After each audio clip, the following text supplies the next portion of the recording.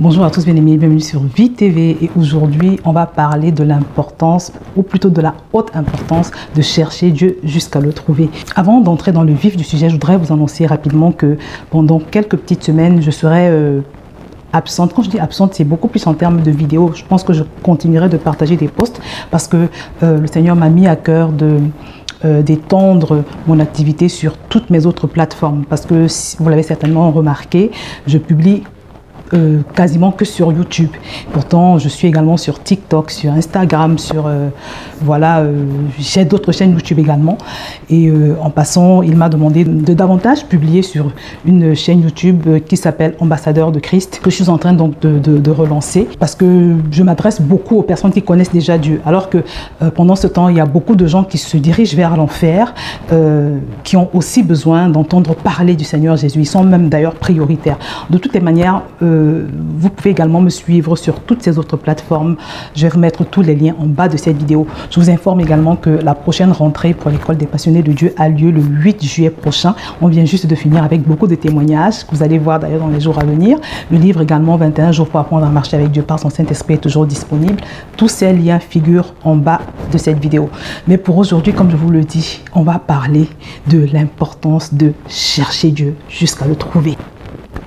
Mon frère, ma soeur, si tu veux vivre avec le Seigneur, des choses que tu n'as jamais vécues, tu veux vivre des expériences que tu n'as jamais vécues, il va falloir que tu t'engages également à faire des choses avec ce Seigneur-là que tu n'as jamais faites par le passé.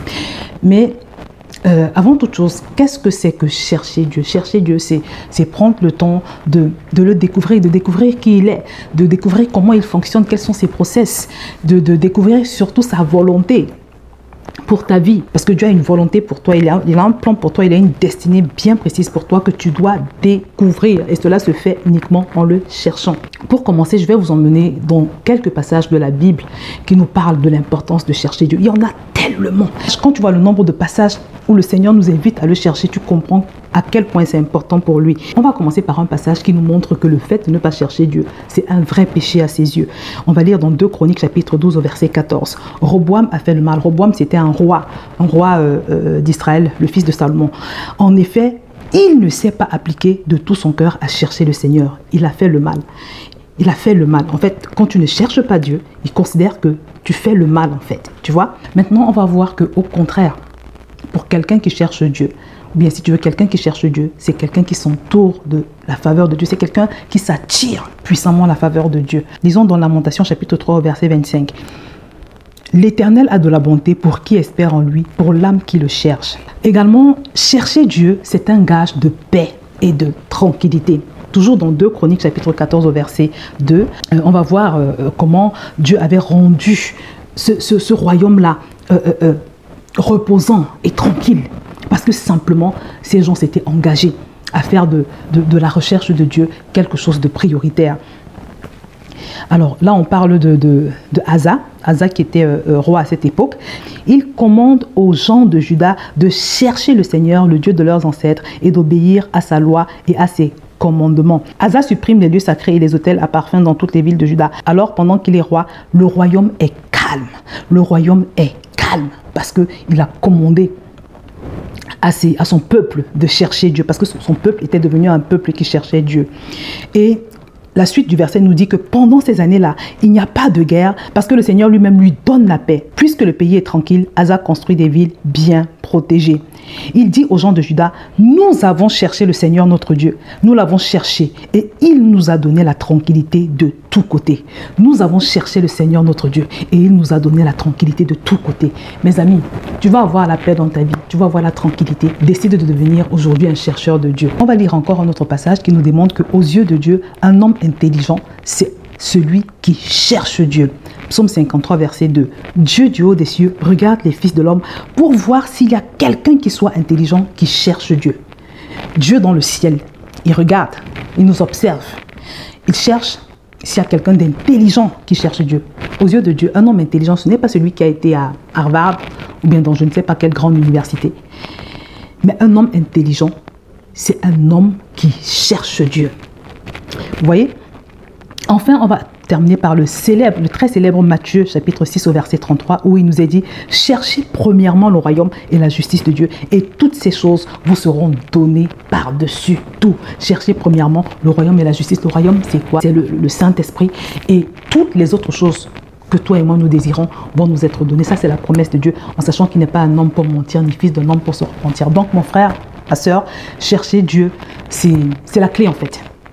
Mais malheureusement, vous allez vous rendre compte que la plupart des personnes cherchent... Alors, beaucoup de gens sont...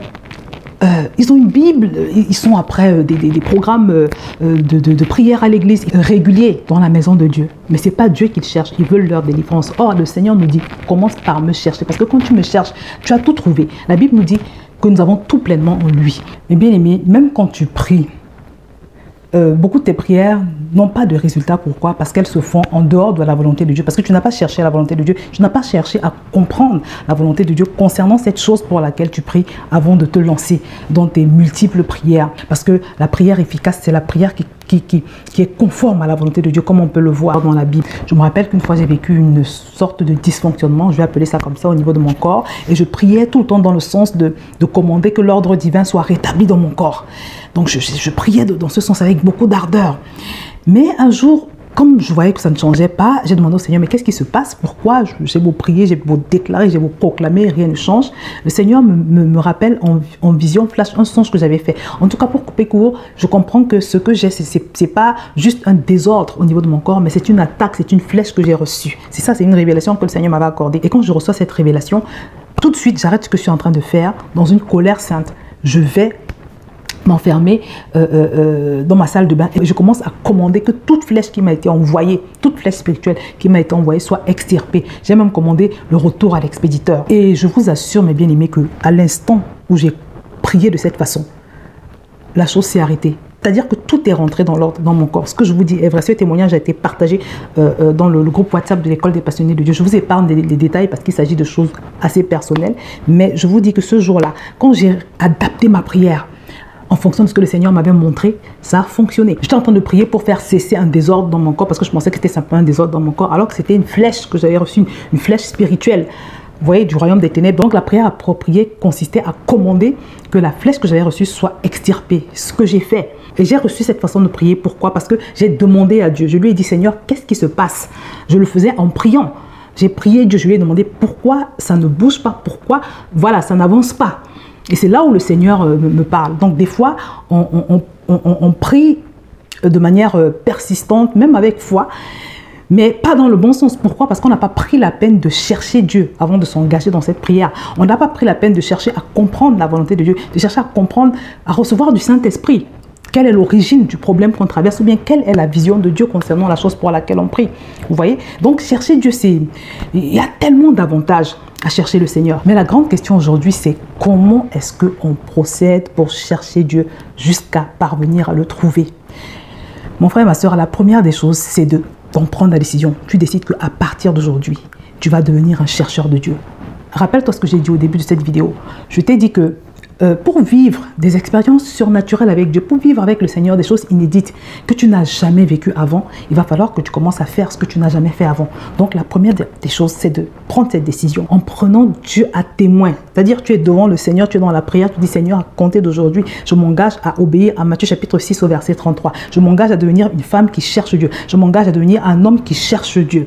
Seigneur, et pendant que je te cherche, Seigneur, je t'en supplie, je compte sur toi pour te révéler à moi parce que tu me dis dans ta parole que si je te cherche de tout mon cœur, je vais te trouver. Oui, effectivement, Dieu nous le dit dans sa parole et il n'est pas un homme pour mentir, ni fils d'un homme pour se repentir. Donc, quand tu fais cette prière, tu prends Dieu à témoin. Tu dis, Seigneur, tu m'as dit que si je te cherche, je vais te trouver. Donc, je m'attends à toi.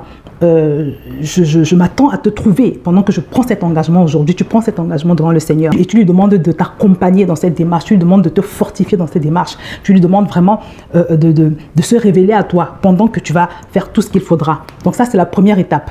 Maintenant, la deuxième chose à faire pour chercher Dieu jusqu'à le trouver, c'est de te débarrasser de toutes les choses qui peuvent t'empêcher de connecter avec Dieu, qui peuvent empêcher Dieu de se révéler à toi, de se manifester à toi. Parce que la Bible nous dit que quiconque appelle le nom de Dieu, il faut qu'il s'éloigne du péché. La Bible nous dit aussi que la prière de quelqu'un qui persiste à vivre dans le mal est une abomination à Dieu.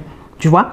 Et il y a aussi un passage qui nous dit, dans Ésaïe chapitre 59 au verset 1, non, la main de l'Éternel n'est pas trop courte pour sauver, ni son oreille trop dure pour entendre, mais ce sont vos crimes qui mettent une séparation entre vous et votre Dieu. Ce sont vos péchés qui vous cachent sa face et l'empêchent de vous écouter. Donc, nos péchés sont susceptibles de nous cacher la face de Dieu et de l'empêcher de nous écouter. Donc, vraiment, n'hésite même pas à commencer par là, hein.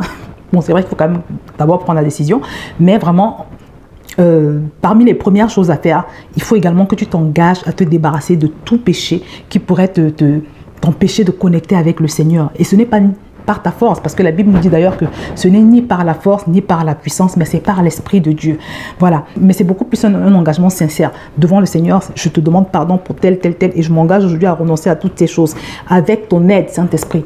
Parce que la capacité vient de Dieu. Mais c'est très important que tu sois déterminé, que tu aies cette volonté. Voilà. Si tu sens que ces choses-là sont trop difficiles à abandonner pour toi, demande au Seigneur de t'aider. En lui disant, en le prenant à témoin toujours sur sa parole qui nous dit que la capacité vient de Dieu. Il est le Dieu qui suscite le faire et le vouloir. D'accord? Donc la troisième chose à faire vraiment, c'est la prière. Des temps de prière et de méditation de la parole. Il faut que tu multiplies ces moments-là. Des temps où tu cherches le Seigneur au travers de sa parole. Il faut que tu te donnes une discipline de méditation de la parole de Dieu. C'est très important, mon frère. C'est très important. Il faut également que tu multiplies des temps de supplication. Ces temps de supplication où tu dis vraiment au Seigneur que tu veux le découvrir, que tu veux qu'il se révèle à toi, que tu veux qu'il te montre des choses cachées, que tu veux qu'il te sonde.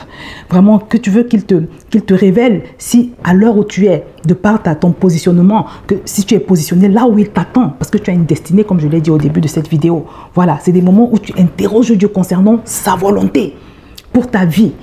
Tu vois, c'est des temps de supplication que tu dois multiplier devant le Seigneur. Et pendant que tu le fais, tu médites beaucoup parce que Dieu va beaucoup te parler au travers de sa parole. Quatrièmement, il faut que tu apprennes à capter l'instruction de Dieu. Il faut que tu apprennes à connaître les modes d'expression de Dieu. Tu vois, parce que la Bible nous dit que Dieu parle tantôt d'une manière, tantôt d'une autre, mais l'on n'y prend point garde. Est-ce que tu sais quels sont les moyens par lesquels le Seigneur parle? J'ai écrit un article là-dessus. Je vais également vous mettre le lien en bas de cette vidéo. Dieu parle par beaucoup de moyens et c'est très important que tu les connaisses, que tu puisses les connaître. Sinon, ta communication avec Dieu sera compliquée. Et n'hésite pas à prendre mon livre parce que là, tu vas avoir la totale et en plus, ça va te donner le droit de participer à nos nombreux challenges 21 jours pour apprendre à marcher avec Dieu par son Saint-Esprit. Donc, c'est très important. En attendant, tu peux déjà consulter l'article « Comment entendre Dieu » que je vais te mettre en bas de cette vidéo. Cinquièmement, c'est important que tu puisses, si ce n'est pas déjà le cas, commencer à avoir une vie d'adoration, une vie de louange, des moments comme ça où simplement tu élèves des chants d'adoration au Seigneur, des chants de louange, des moments où simplement tu loues le Seigneur. Et ça également, c'est un type de prière parce que quand les gens entendent prière, ils pensent simplement à ces moments où on demande, où on supplie le Seigneur. Non, la louange également, c'est une manière de prier. Quand tu loues le Seigneur par des chants, c'est une manière de prier. Quand tu bénis Dieu par des adorations ou bien quand tu l'exaltes par des adorations, tu es aussi en train de le prier et il n'y a rien de plus puissant pour déclencher la présence de Dieu. Dieu se nourrit beaucoup de nos louanges et de nos adorations. Dans le ciel, les anges, ils ne font que ça. Donc, la musique ointe, surtout quand tu élèves une musique ointe au Seigneur, vraiment du fond de ton cœur, elle a le pouvoir de déclencher la présence de Dieu. Et également, au maximum, fais l'effort de baigner pendant que tu es chez toi, dans ta voiture, le plus souvent possible, dans une atmosphère de louange également et d'adoration. C'est un puissant point de contact pour déclencher la présence de Dieu. Sixièmement, nourris-toi abondamment d'enseignements. Les enseignements inspirés, bien évidemment. On prie toujours avant de choisir un enseignement. C'est très important. Ne va pas sur YouTube, tu commences à errer et puis tu choisis tout ce qui te tombe sous les yeux. Non, il faut prier toujours avant de choisir un enseignement. Il faut prier. C'est très important. Tu dis, Saint-Esprit, conduis-moi vers ce que tu penses que je dois écouter aujourd'hui.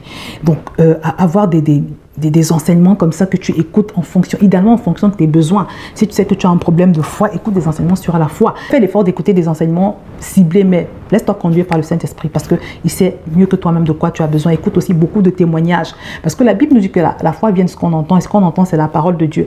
Maintenant, une prédication, ce n'est peut-être pas la parole pure de Dieu, c'est une parole commentée, mais ça reste la parole de Dieu. Dieu parle beaucoup par ces biais-là et les prédications contribuent beaucoup à nous édifier, à nous faire grandir. Moi, c'est comme ça que j'ai grandi. La septième chose que je te recommande de faire, c'est de t'inscrire à un cours biblique. Mon frère et ma soeur, il n'y a rien de mieux que une formation, une bonne formation biblique que le Saint-Esprit va t'inspirer pour te faire croître rapidement. Moi, j'ai vu des gens devenir des champions après avoir fait sérieusement, je dis bien sérieusement, une formation, après avoir participé simplement au cours des passionnés de Dieu. Donc, n'hésite pas à t'inscrire. Il existe également beaucoup d'autres formations qui sont offertes. Je vais vous mettre tous ces liens en bas de la vidéo. Il faut, dans tous les cas, que tu décides de changer de niveau.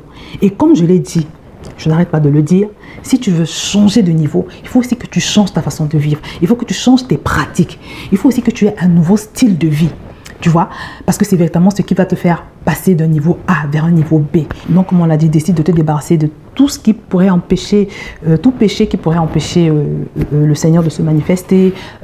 Prends la décision de devenir un chercheur de Dieu en prenant Dieu à témoin et en le suppliant de se révéler à toi pendant que tu le cherches. Décide d'avoir une routine de prière et de méditation de la parole de Dieu. Aie une vie de louange et d'adoration. Fais le nécessaire pour apprendre à capter l'instruction de Dieu. Écoute des enseignements vers lesquels le Saint-Esprit va te conduire et n'hésite pas à prendre un bon cours biblique. Je te recommande bien évidemment ma formation 5 semaines pour sortir de la frustration. Donc mon frère, ma soeur, fais de la recherche de Dieu une priorité. Fais de la recherche de Dieu une priorité parce que c'est un trésor que tu vas découvrir en fait. Parce que c'est le chemin, si tu veux, qui mène à ta liberté, à ta libération. C'est le plan de Dieu. C'est Dieu qui a prévu les choses comme ça. Donc voilà, c'est ce que je voulais partager avec toi. Prends le temps de cliquer sur tous les liens que je t'ai mis en bas de cette vidéo. Décide aujourd'hui de devenir un chercheur de Dieu. C'est le moyen par excellence pour commencer à vivre des expériences inédites et surnaturelles avec Dieu. Je te parle sur la base de mon expérience. Fais-le et tu ne seras pas déçu. Je vais m'arrêter là et je te dis à très bientôt sur Vie TV.